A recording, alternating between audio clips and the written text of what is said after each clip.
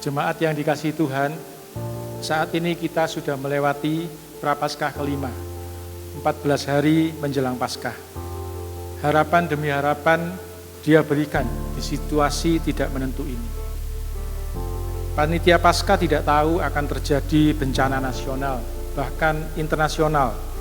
Tetapi Tuhan menitipkan tema buat kita, Dia sumber harapan sejati. Karenanya, sekalipun suasana tidak nyaman, ibadah online masih diperlukan, namun kita tidak kehilangan harapan di dalam Dia. Masih ingat kalender doa kita?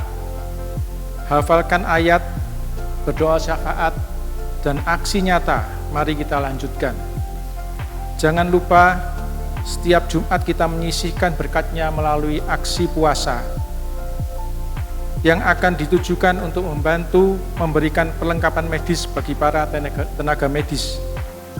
Antara lain hand sanitizer, masker, vitamin, alat pelindung diri, dan lain-lain, yang akan disalurkan melalui GKI Sinode Wilayah Jawa Timur.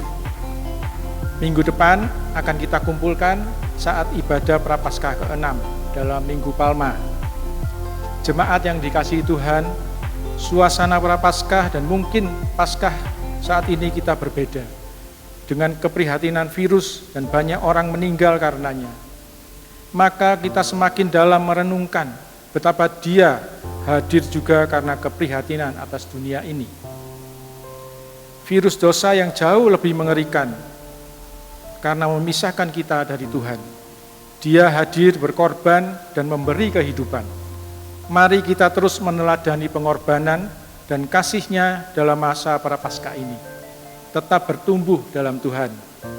Ingat, cuci tangan, jaga jarak, pakai masker, tidak berkumpul. Di rumah saja, makanan yang sehat dan vitamin untuk menjaga stamina. Tuhan memberkati, selamat berkarya, viralkan harapan.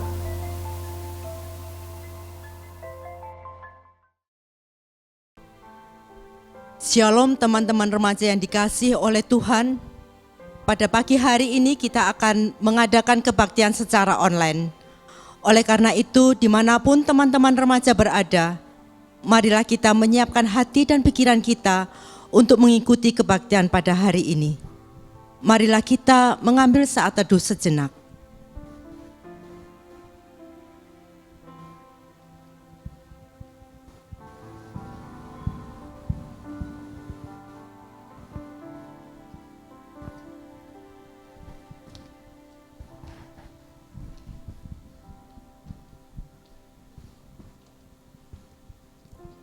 Shalom guys, puji Tuhan kita dapat berkumpul secara online di sini. Mari kita mulai ibadah hari ini. Hanya Dia yang layak dipuji, hanya Dia yang layak disembah. Langit dan bumi, pujilah Tuhan.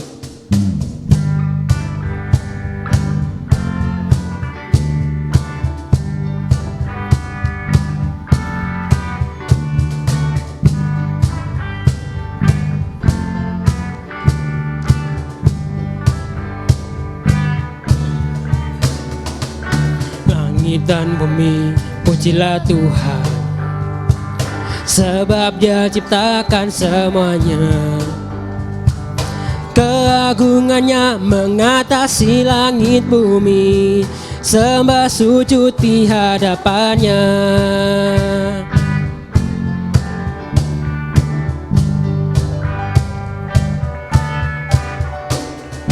Langit dan bumi, pujilah Tuhan, sebab Dia ciptakan semuanya.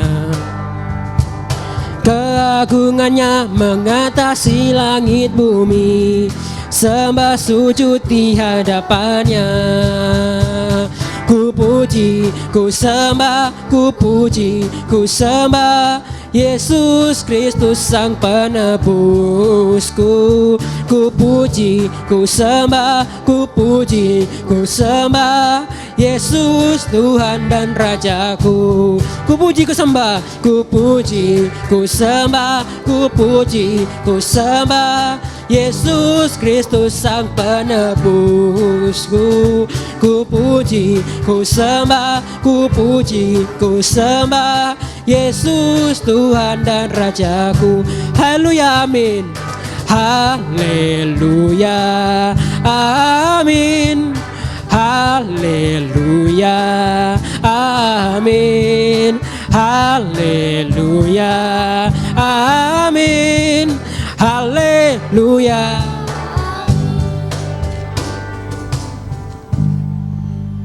Ya, selamat pagi jemaat remaja yang dikasihi oleh Tuhan. Mengawal ibadah di pagi hari ini, mari setiap kita boleh datang kepada Tuhan di dalam pengakuan bahwa pertolongan kita adalah di dalam nama Tuhan yang menjadikan langit dan bumi dan yang kasih setianya tidak pernah berubah atas setiap kita.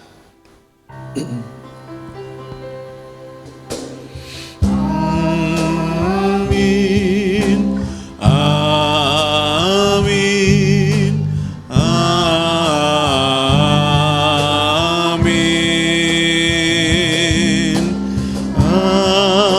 Amin. Amin. Amin. Tuhan beserta saudara. Teman-teman, sebentar lagi kita akan mendengarkan firman Tuhan. Mari kita siapkan hati untuk mendengar apa perkataan Tuhan. Aku milikmu, Yesus Tuhanku.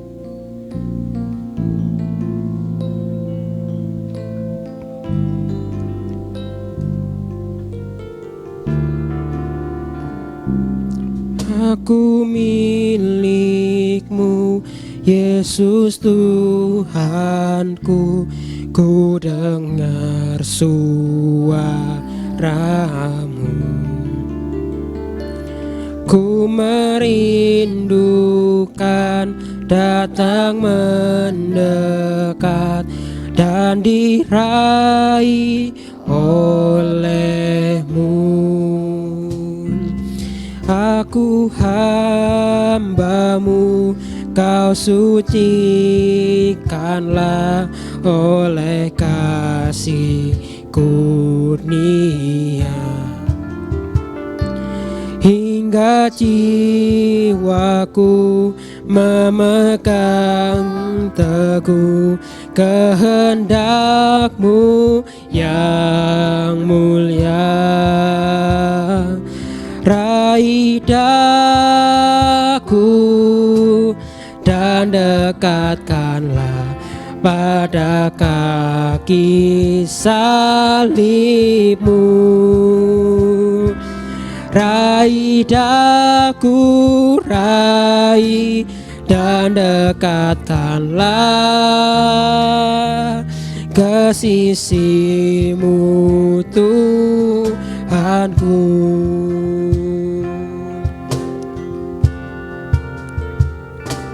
Sungguh indahnya walau sejenak besertamu Allahku. Dalam doaku sungguh akrabnya bersekutu denganmu. Raih daku dan dekatkanlah pada kaki salibmu. Raih daku, raih dan dekatkanlah ke sisimu Tuhanku. Raih daku dan dekatkanlah pada kaki salibmu. Raih daku, raih dan dekatkanlah ke sisimu Tuhanku. Ke sisimu Tuhanku.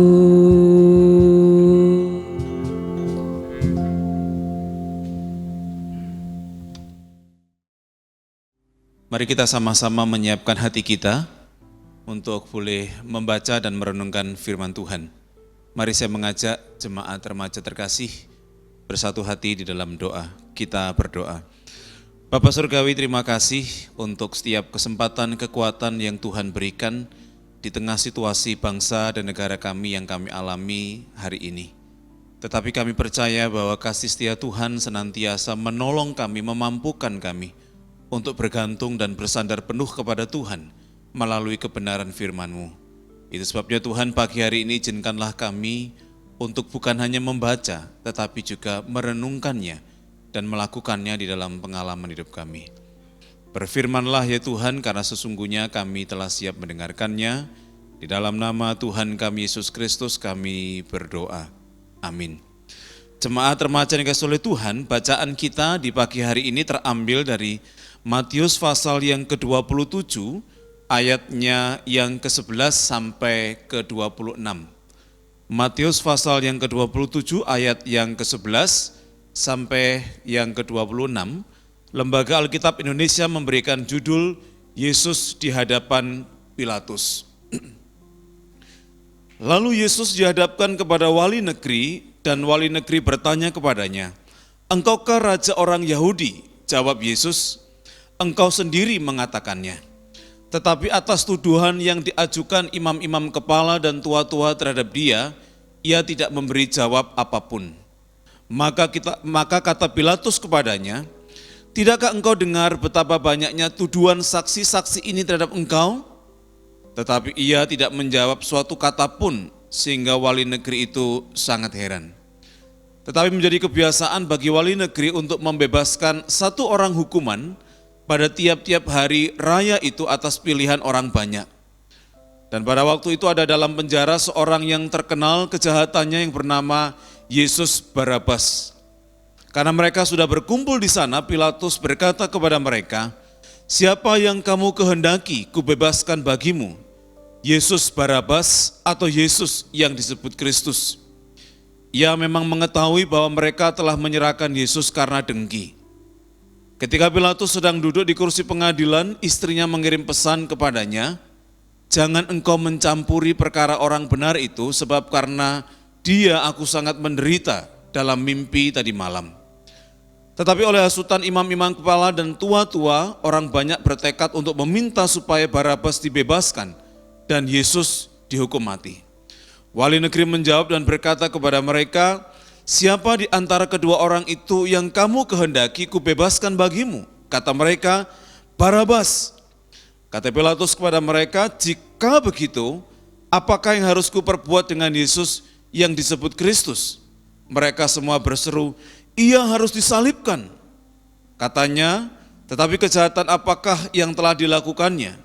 Namun mereka makin keras berteriak, "Ia harus disalibkan."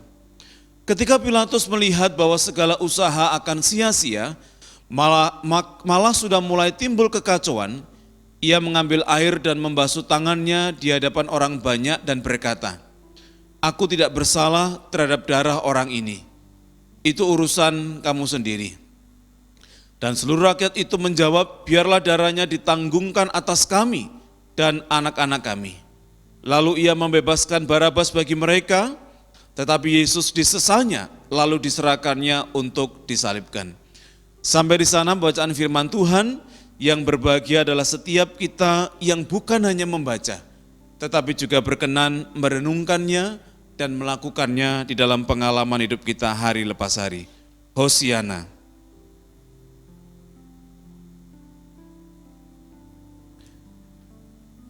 Rekan-rekan remaja yang dikasihi oleh Tuhan, tema kita di Minggu Palmarum minggu ini adalah My atau or His Perception.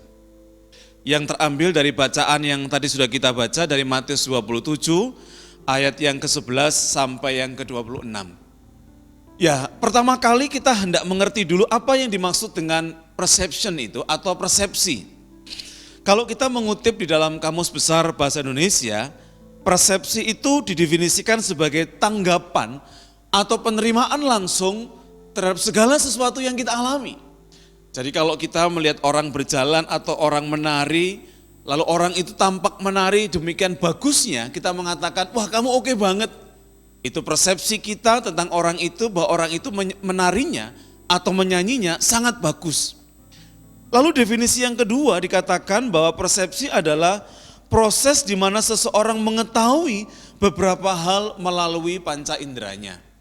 Intinya sama, ketika kita mengatakan bagus, ketika kita mengatakan keren, itu ada satu proses mengevaluasi, menganalisa, membandingkan, sehingga fakta yang ada di depan kita, kita bisa katakan atau kita bisa persepsikan bahwa tariannya atau lagunya itu sangat keren. Jadi itulah definisi persepsi yang ada di dalam Kamus Besar Bahasa Indonesia. Atau mungkin contoh simpelnya, jemaat remaja mungkin pernah melihat satu ilustrasi tentang beberapa orang yang tunanetra.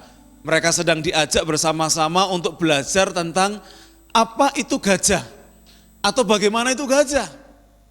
Yang tunanetra yang pertama mengatakan, oh gajah itu seperti pisau. Ya, tebakan kita mengatakan bahwa oh ini yang dipegang pasti gadingnya. Sementara rekan tunanetra yang lain mengatakan bahwa gajah itu seperti tembok yang besar, yang luas gitu. Pasti bagian perut gajah yang sedang dipegang. Yang lain mengatakan bahwa gajah itu seperti batang pohon yang besar, yang kuat. Karena yang dipegang adalah kakinya.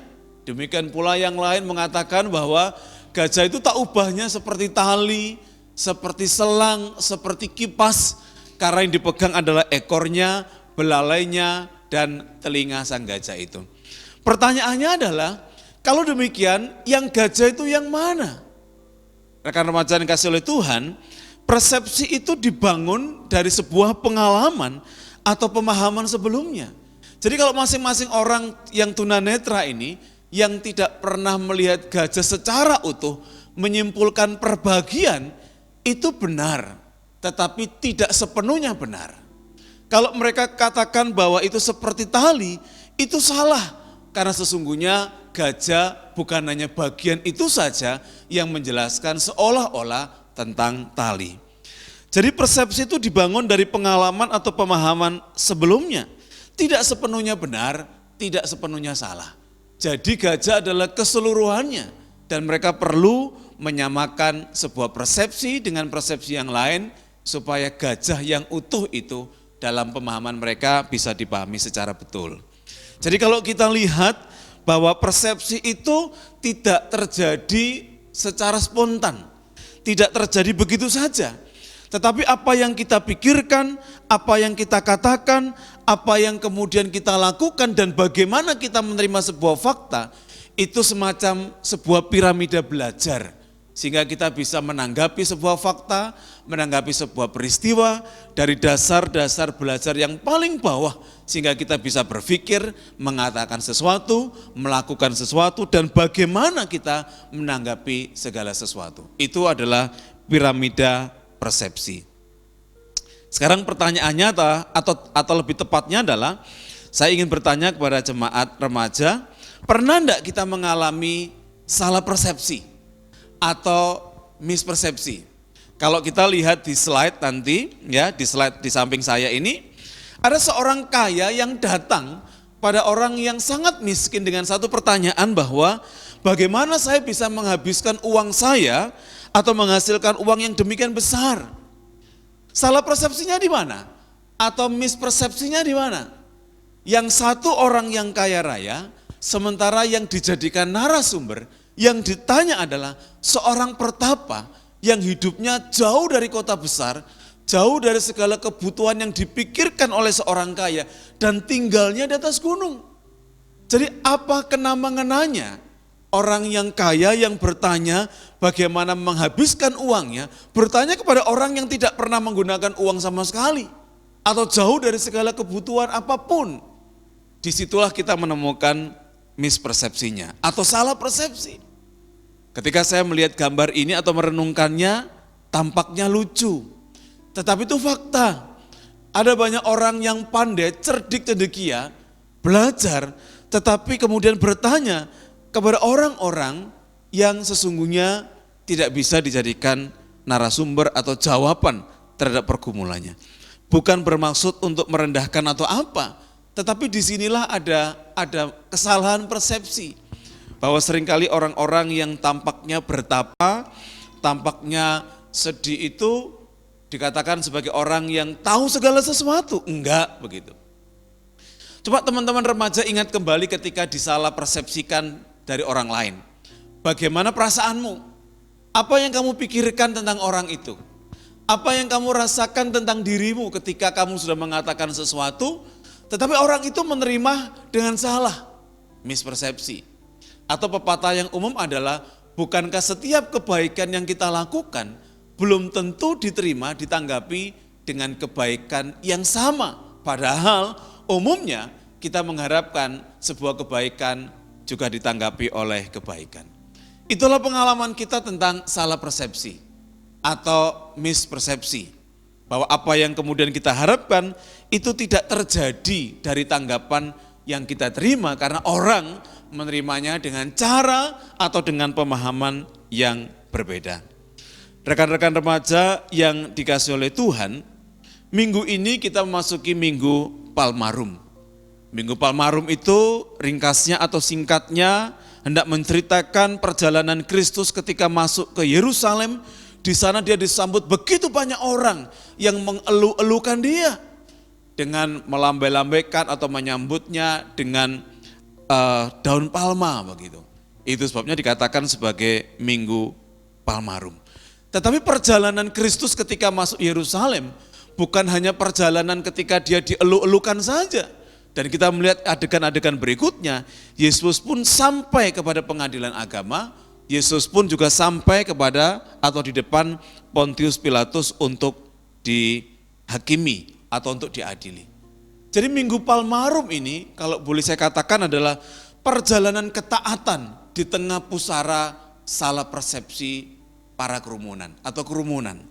Jadi perjalanan ketaatan Kristus di tengah pusara persepsi yang salah.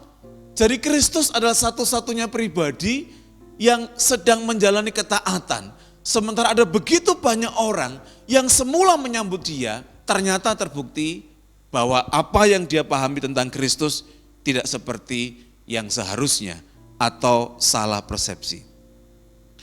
Kesalahan persepsi yang seperti apa yang terjadi di dalam bacaan kita Matius 27 ayat 11 sampai yang ke-26. Teman-teman bisa melihat slide yang ada di samping saya bahwa paling tidak itu ada 6 kesalahan persepsi atau mispersepsi. Yang pertama, masih saja ada orang yang salah menanggapi siapa Yesus. Dari awal sesungguhnya Yesus sudah menegaskan bahwa kedatangan dia bukanlah sebagai Mesias politik. Tapi banyak orang masih beranggapan bahwa Yesus itu adalah Mesias politik yang mau dijadikan sebagai raja orang Yahudi. Itu sebabnya di dalam pembicaraan atau diskusi dengan dialog dengan Pilatus, pertanyaan itu pun juga diajukan. Apakah engkau adalah raja orang Yahudi?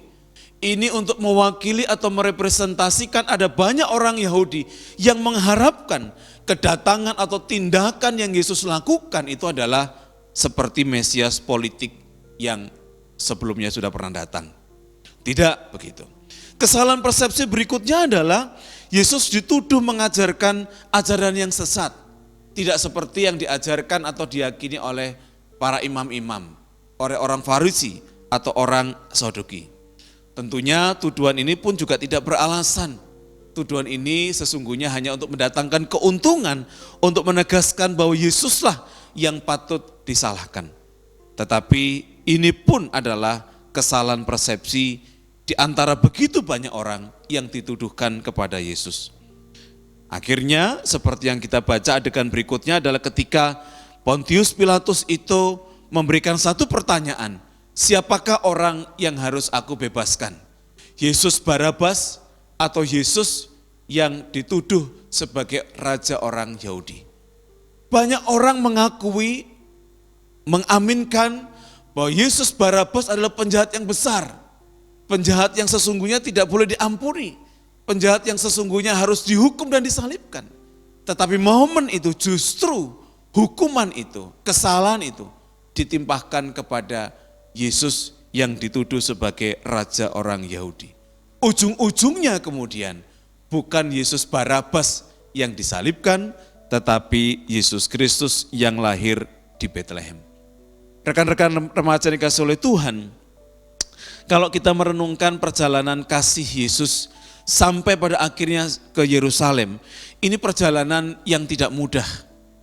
Sebagai manusia ketika kita disalah tanggapi, sebagai manusia kalau kita dikecewakan, sebagai manusia ketika kita sudah melakukan banyak hal baik dan orang mengakui itu adalah tindakan baik yang berujung sebagai sebuah kebaikan. Tetapi kalau kemudian disandingkan, bahkan disamakan dengan seorang penjahat besar yang layak disesah, dihukum, dan disalibkan, siapa sih yang terima? Jangankan kita bicara tentang sebuah penyalipan, ketika kita difitnah bahwa kita tidak melakukan sesuatu yang mendukakan orang lain, bukankah kita sakit hati? Ketika kita disalahpahami bahwa kita ini dikatakan mengucapkan sesuatu, ya, misalnya orang Surabaya mengatakan, wah kamu tuh meso gitu. Padahal kita tidak seperti itu. Ada orang yang tidak suka, ada orang yang memutarbalikkan. Pasti kita pun juga akan kecewa. Ketika kita sudah bekerja melayani Tuhan sebagai seorang panitia di Natal barangkali atau di Paskah atau sebagai pengurus remaja, kita melakukan kunjungan. Kita memberikan pelayanan yang terbaik sebagai seorang remaja, sebagai seorang pengurus. Tetapi ada yang mengatakan, wah kamu itu cari muka, ya, kamu itu menonjolkan dirimu saja, kamu itu one man show lah, segala sesuatu kamu tangani sendiri. Padahal kita tidak pernah bermaksud seperti itu, dan kita sudah menjelaskan seperti itu, tapi toh tetap ada orang yang memberikan tanggapan yang berbeda. Coba diingat pengalaman-pengalaman mispersepsi atau disalah tanggapi. Tidak enak bukan? Tidak nyaman bukan? Bahkan mungkin sempat kita berkata, Tuhan, wes aku tidak pelayanan lah, tak tinggalkan semuanya. Saya percaya sebagai manusia, Yesus pun memiliki pergumulan-pergumulan yang semacam itu. Pergumulan di mana dia mengetahui betul bahwa orang-orang yang berteriak untuk menyalibkan dia adalah orang-orang yang sebelumnya menyambut dia, mengelulukan dia, mengatakan Hosiana. Tetapi pada waktu itu, mereka pun mengatakan menyalibkan dia. Jadi kalau demikian persepsi yang benar di dalam slide yang berikutnya, persepsi yang benar tentang Yesus itu seperti apa? Teman-teman silakan lihat di dalam Matius 27 ayatnya yang ke-54.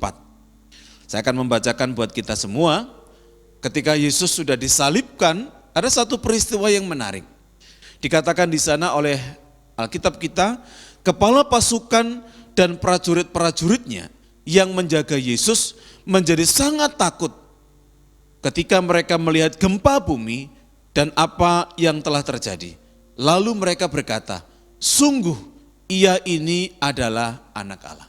Sungguh ia ini adalah anak Allah. Ini adalah persepsi yang sesungguhnya, yang benar tentang siapa Yesus yang semula atau beberapa jam sebelumnya itu dituduh, dicaci maki, disalahkan, dan mungkin diludahi, ditandangi. Kalau kita melihat film Yesus itu, segala perlakuan itu Yesus terima gitu. Sampai kemudian dia tergantung di atas kayu salib, dan ketika segala sesuatu terjadi, gelap dan gempa bumi itu, kepala prajurit itu dan pasukannya berkata dengan ketulusan hati, sungguh ia ini adalah anak Allah.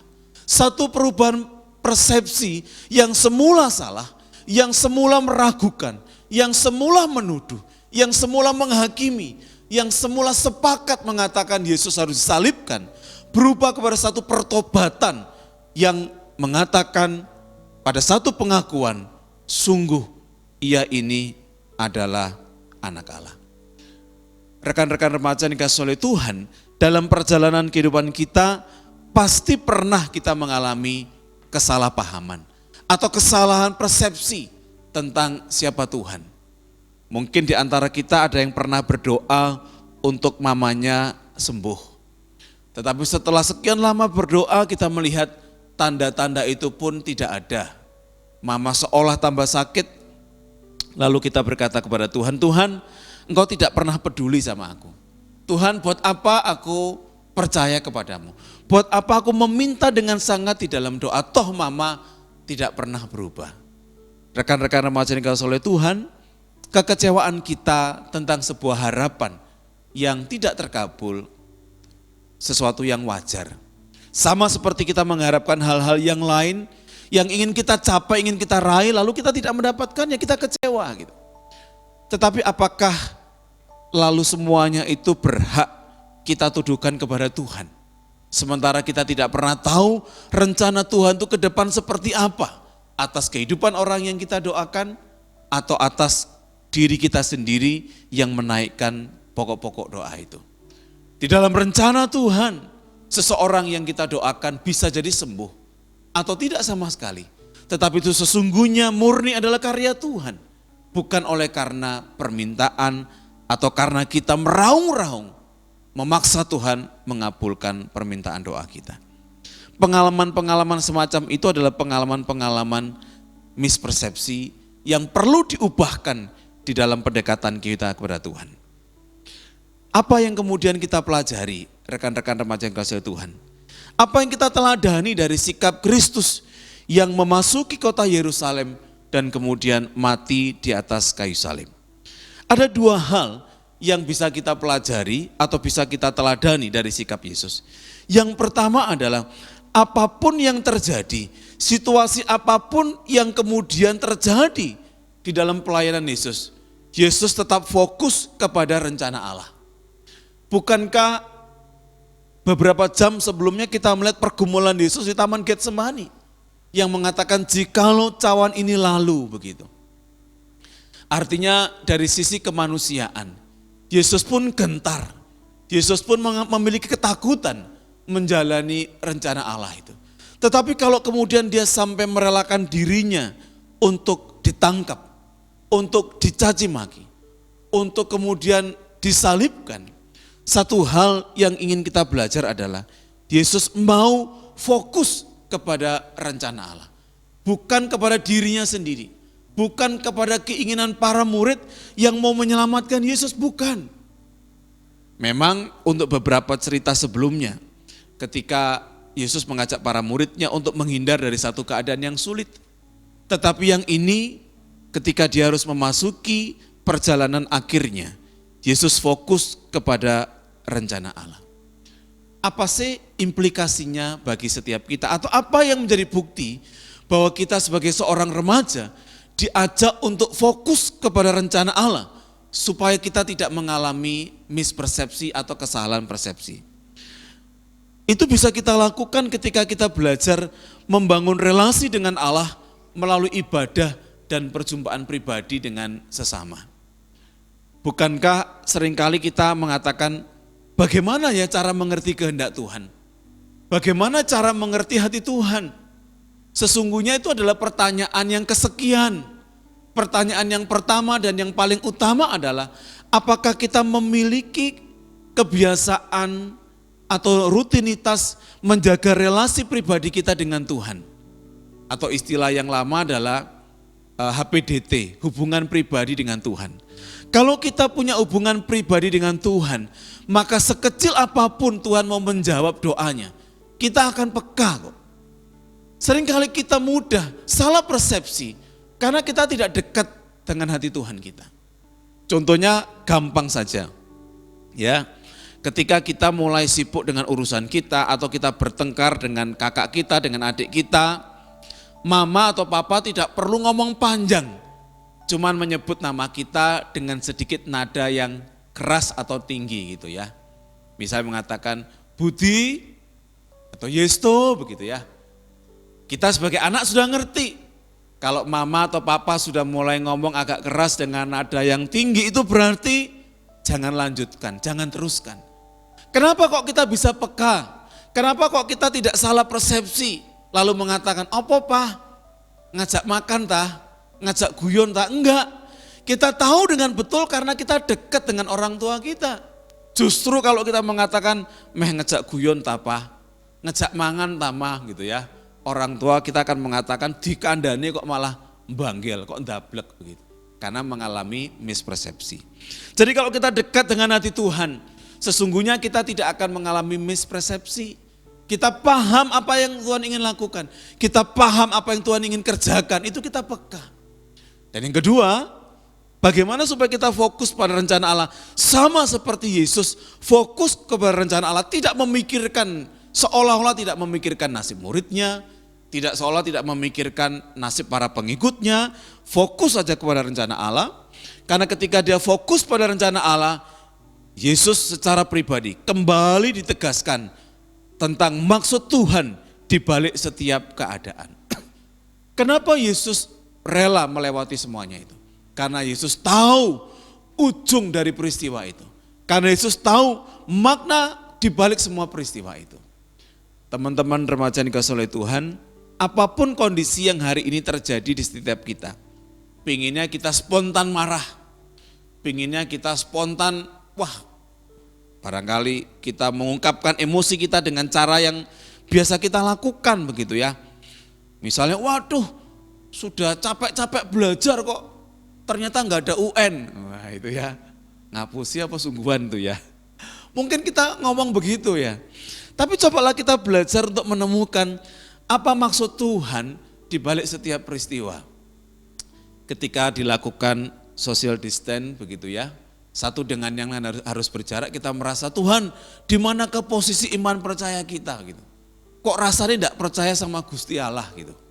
Kok rasanya tidak bersandar kepada Tuhan begitu. Tapi ketika kita diajak untuk menemukan maksud Tuhan di balik untuk sementara waktu kita perlu berjarak, ternyata kita menemukannya ada kebaikan. Jadi teman-teman, fokus kepada Tuhan yang menolong kita tidak mengalami kesalahan persepsi itu hanya mungkin terjadi kalau kita membangun relasi dengan Tuhan yang begitu intim, dan ketika kita membangun relasi dengan Tuhan itulah kita menemukan rencana Tuhan yang indah yang kemudian bisa kita jalani.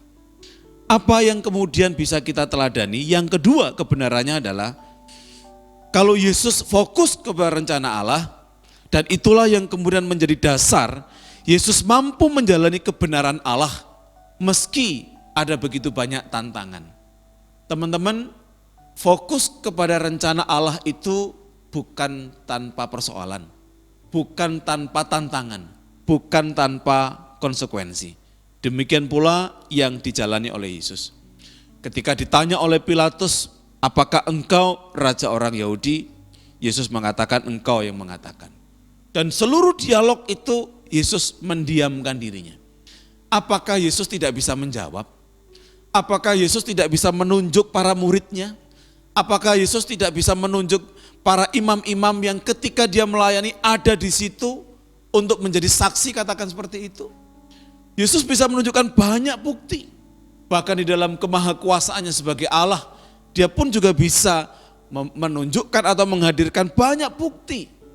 Tetapi Yesus berkenan untuk diam, membisu, membiarkan seluruh proses kebenaran Allah itu terjadi di dalam dirinya.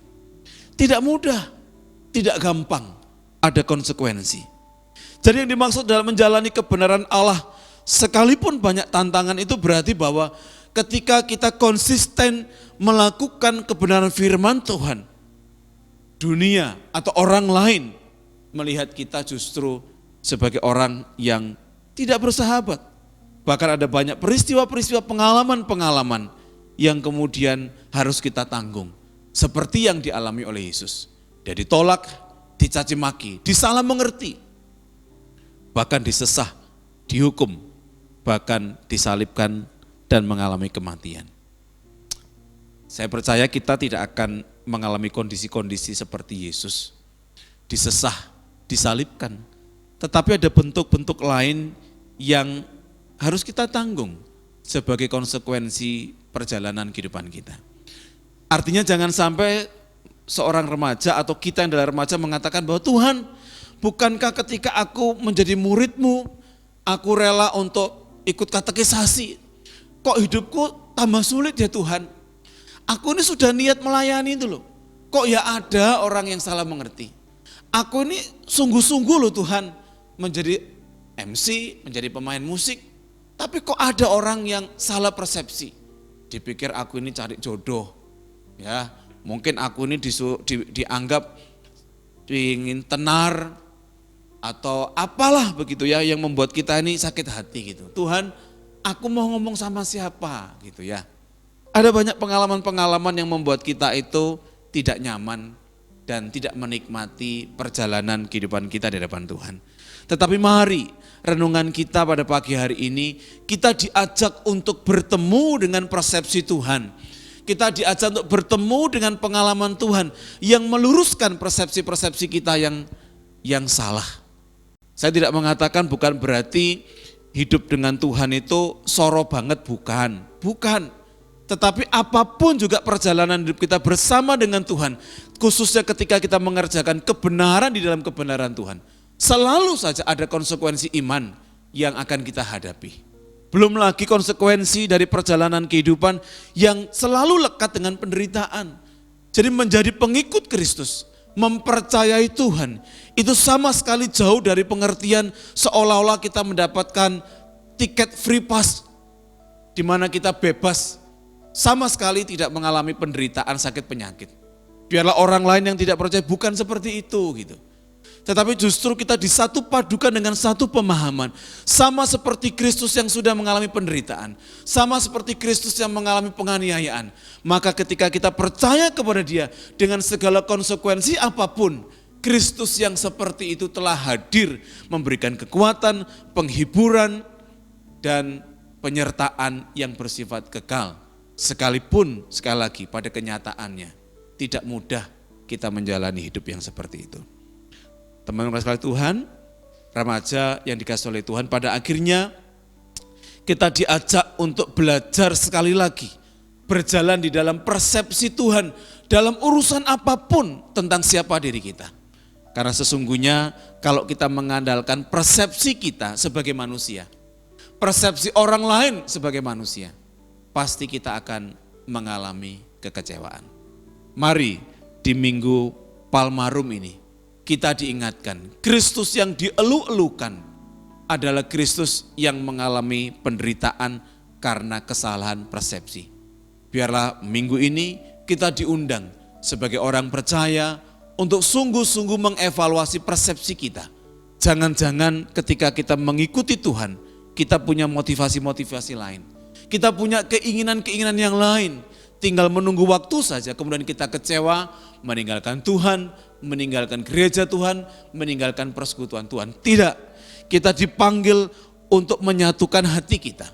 Kita memandang kepada Kristus yang membalikkan mispersepsi kita kepada persepsi yang benar, yaitu menjadi seorang remaja Kristen yang tangguh, remaja Kristen yang kuat, dan tidak pernah kecewa kepada Tuhan. Tuhan memberkati dan Tuhan menolong setiap kita. Amin. Mari kita masuk di dalam doa syafaat kita.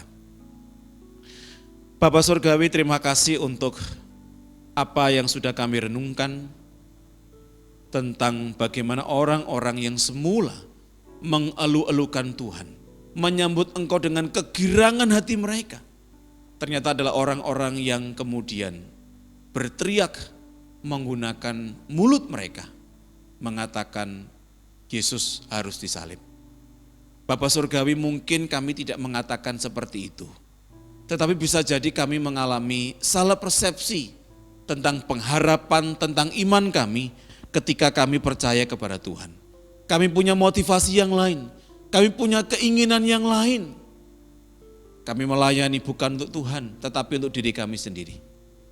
Kami melayani agar diri kami dikenal oleh orang lain. Bukan supaya Tuhan itu dikenal. Kami punya motif-motif yang justru bertolak belakang dengan motif pelayanan itu sendiri. Bapak Surgawi, biarlah ketika kami merenungkan bagaimana Tuhan memasuki Minggu Palmarum yang penuh dengan penderitaan, kami kembali dibawa kepada persepsi yang benar, bahwa mengikut Tuhan harus diberhadapkan dengan konsekuensi iman yang harus kami tanggung dengan terus setia, dengan terus tekun di hadapan Tuhan. Mampukan kami ya Tuhan sebagai seorang remaja Kristen dimanapun juga kami berada. Apapun juga tantangan yang kami hadapi, kami tetap setia, kami tetap tekun mengangkat hati kami, hidup kami hanya beriman kepada Tuhan. Bukan hanya hari ini, tetapi juga waktu-waktu yang kemudian. Kami berdoa Tuhan untuk masa-masa di mana kami harus belajar di rumah.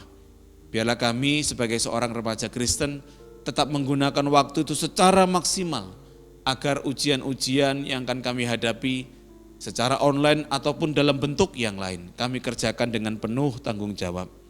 Kami juga berdoa untuk rekan-rekan gereja kami yang meskipun untuk sementara waktu kami tidak bisa bersama-sama seperti biasanya, tetapi biarlah kami tetap mendukung di dalam doa, tetap bersekutu melalui doa, bersekutu secara online seperti ini, supaya kami tidak jauh satu dengan yang lain, membangun komunikasi melalui WA group, melalui cara apapun supaya kami satu dengan yang lain tetap dikuatkan. Kami juga berdoa menyerahkan kedua orang tua kami di dalam jerih lelah mereka. Tuhan yang memberkati, Tuhan yang menolong, Tuhan yang menopang agar pekerjaan mereka di tengah situasi yang semacam ini. Kami percaya bahwa Tuhan akan kuatkan, sehatkan. Bapak Surgawi, kami berdoa untuk segala program kegiatan di Komisi Remaja, Badan Pelayanan Remaja GKI Sulung yang sementara ini harus tertunda, khususnya Paskah. Bapak Surgawi, biarlah kami pengurus boleh berkomunikasi, boleh menghadirkan acara-acara lain dalam bentuk secara online, tetapi biarlah itu tetap membangun kerekanan kami sebagai remaja di Badan Pelayanan Remaja GKI Sulung. Dan pada akhirnya kami juga menyerahkan kondisi bangsa dan negara kami dari pusat sampai daerah, khususnya dalam rangka menangani penyebaran virus corona. Bapak Surgawi, biarlah kami bekerja sama, Tuhan yang memampukan pemerintah pusat dan daerah untuk mengambil kebijakan-kebijakan yang tegas dan perlu supaya kondisi ini bisa teratasi dengan baik. Dan lebih khusus lagi kami berdoa untuk tenaga medis yang berdiri di garda paling depan. Lindungi mereka, lindungi kekuatan mereka, lindungi keluarga mereka Tuhan. Supaya di tengah pengabdian mereka sebagai tenaga medis, mereka tetap terjaga dengan baik. Kami percaya tidak ada kondisi yang bersifat kekal, maka kondisi ini pun juga ada batasnya. Maka kami percaya di dalam kasih karunia berkat yang datang daripada Tuhan sendiri, Tuhan boleh memulihkan negeri kami. Tuhan boleh memulihkan kondisi dunia ini, kondisi bumi lebih sehat, lebih baik. Dan biarlah manusia boleh belajar menghargai alam semesta dan menghargai Tuhan yang adalah pemilik semesta itu sendiri. Terima kasih ya Bapa, terima kasih ya Tuhan.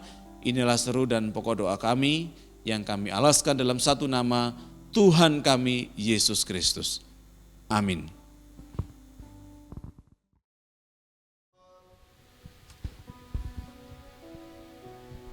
Teman-teman, sebentar lagi kita akan melakukan ibadah kita yang sesungguhnya. Aku mau ajak teman-teman, mari kita berharap hanya Kristus harapanku, Dia penolong dan kuatku.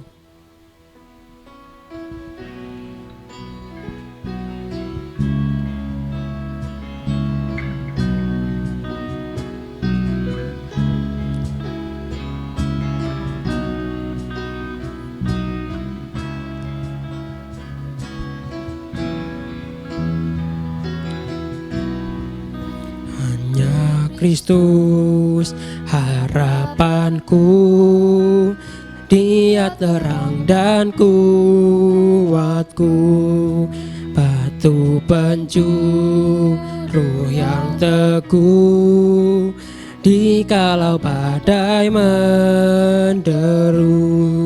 Kasih dan damai-Nya besar, kalahkan takut dan gentar, penghiburku, naunganku, dalam kasih-Nya ku teduh.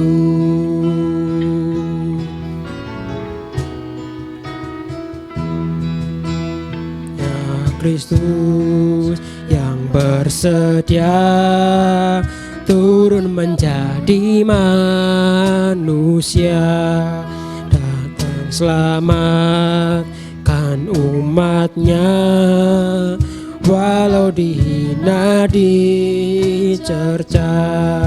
sampai Dia mati di salib, menanggung murka ilahi.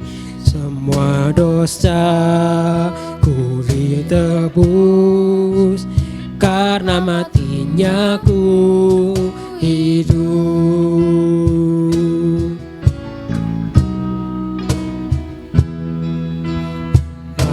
Hidup ku tak sesal, dalam hati pun tak gentar. Kuasanya tinggal dalamku, memandu hingga ajalku. Tiada yang dapat pisahkan ku dari tangan kasih-Nya, hingga Dia panggil pulang. Dalam kuasa-Nya ku teguh, tiada yang dapat pisahkan ku dari tangan kasih-Nya, hingga Dia panggilku pulang. Dalam kuasa-Nya ku teguh.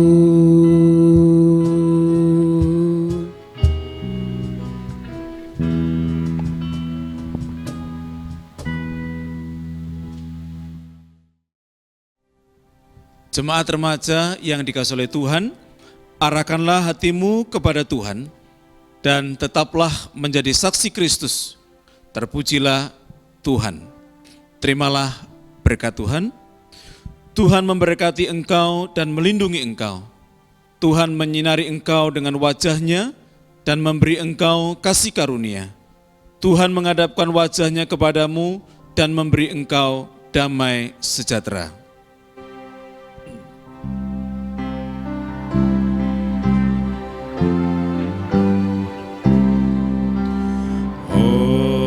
Hosiana, Hosiana, Hosiana, Hosiana, Hosiana. Amin. Amin. Amin.